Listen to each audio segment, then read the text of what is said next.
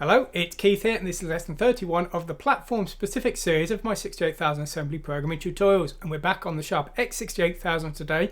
We're going to be looking at multiple layers of bitmap graphics. We used the X68000 to do a bitmap layer before with a Chibico bitmap. That's my website's mascot. You can see it here, but this time we're going to add some more layers. We're going to use all 4 of the bitmap layers, and so you can see lots of Chibicos bouncing around, and they're all on different layers.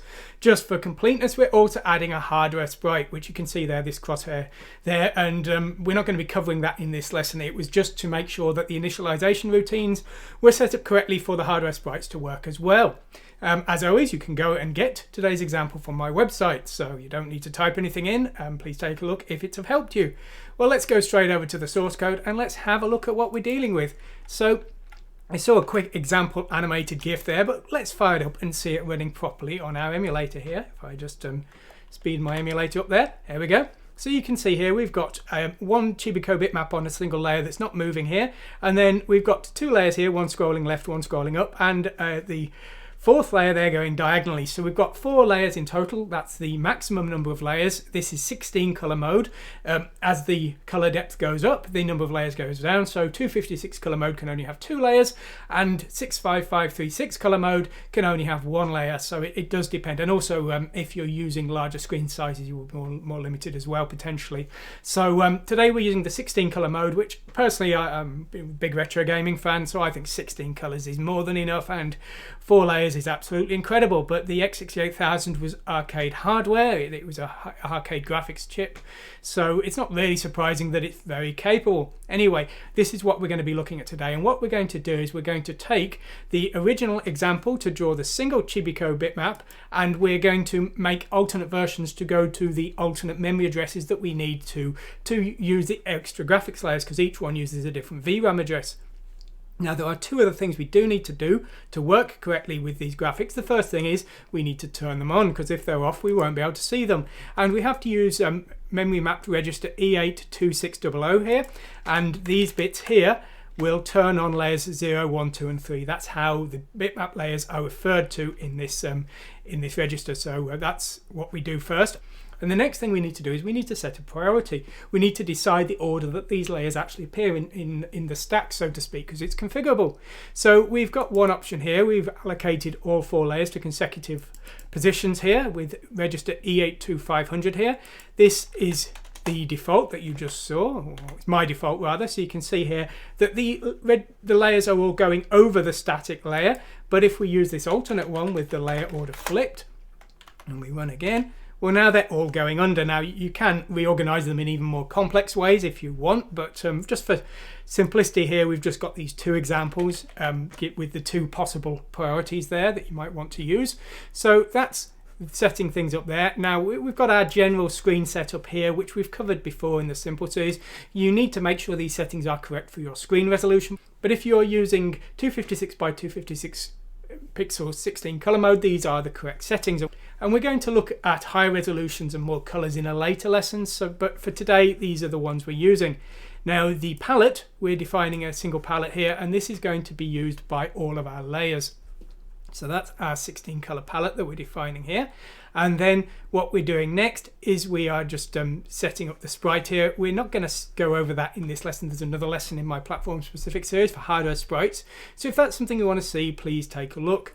Now the Chibico bitmap is being included as a file. We're all the way down here. You can see this bitmap here. This is the file. Now this was created with my Acrosprite editor, which is my free open source editor, which I've neglected to get onto the screen prior to this example, which is a bit stupid of me.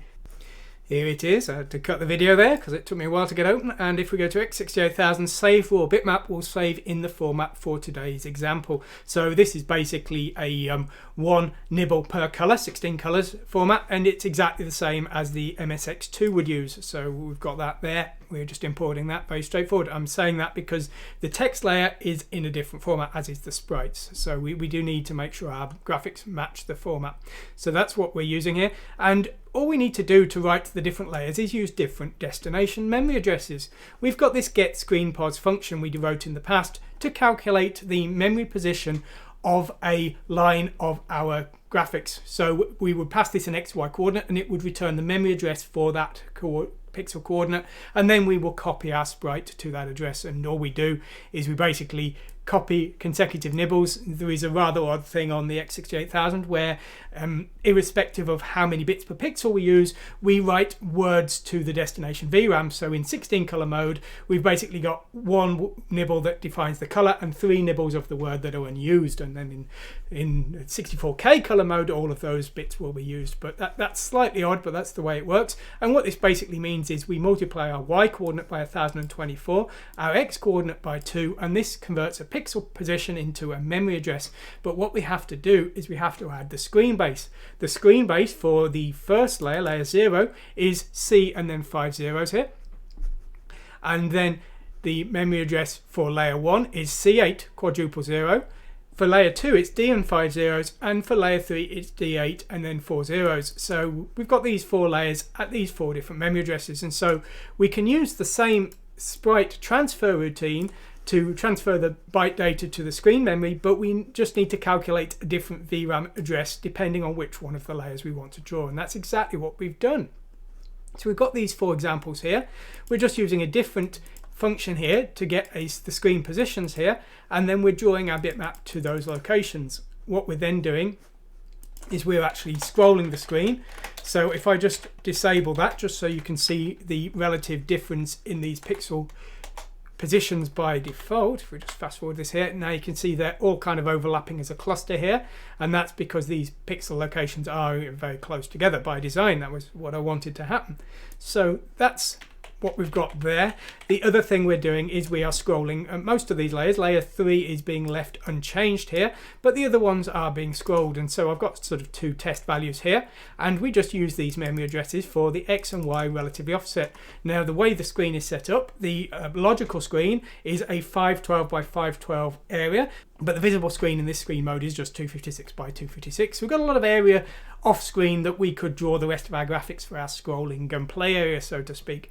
But here we just write a value here, and this will set the relative offsets. So these are the memory addresses we need to use. And then finally, as an added bonus, we're using a wait for vblank function just to slow the thing down. And I remember when I figured this out originally, it took me a long time to figure this out. It wasn't very clearly documented how to do this.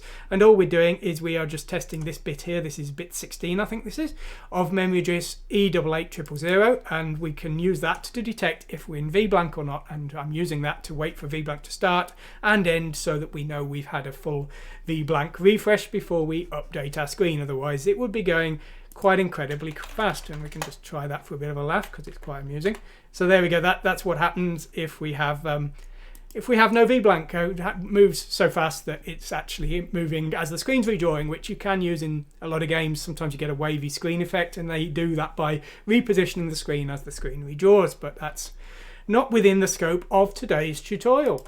So very easy to work with those bitmap screens. The important thing you need to know is the correct memory addresses, and if we go to my website here, we've got a summary here. So there are the 4 bitmap layers, and each one has a different VRAM base and a different scroll X and scroll Y memory address, and you can see them all here. The important thing, of course, is if you're writing your own example, you need to set valid priorities with E82500 and set the layers on with a E82600, and just make sure the other layers, like the text layer, isn't full and overlapping into anything. So as I said before, you can go to my website, you can download this example, and hopefully that'll help you get started. So that should help you out. And as I would say, feel free to make use of any of my code in any way you can. You don't need to worry about giving me credit or anything. Just make something out of it, make some use of it. Anyway, I'd like to announce that I have written a book. It should be available by the time you're watching this video. It's called Learn Multi-Platform Assembly with Chibi Akamas. It's a book that covers 5 different assembly languages: Z80, 6502, 68000, 8086 and ARM. It's designed for absolute beginners. It has an introduction chapter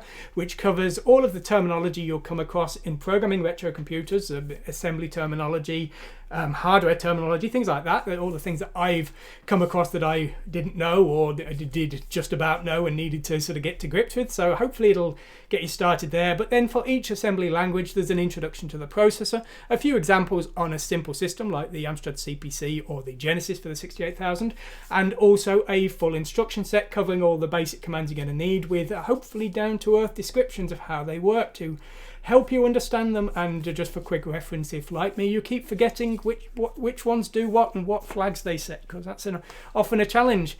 Anyway, it should be available by the time you're watching this video on Amazon as a print copy or digital as a Kindle book. So if that sounds interesting to you and you want to support my channel, please take a look and consider buying it. Anyway, I hope you've enjoyed this today. Thanks for watching.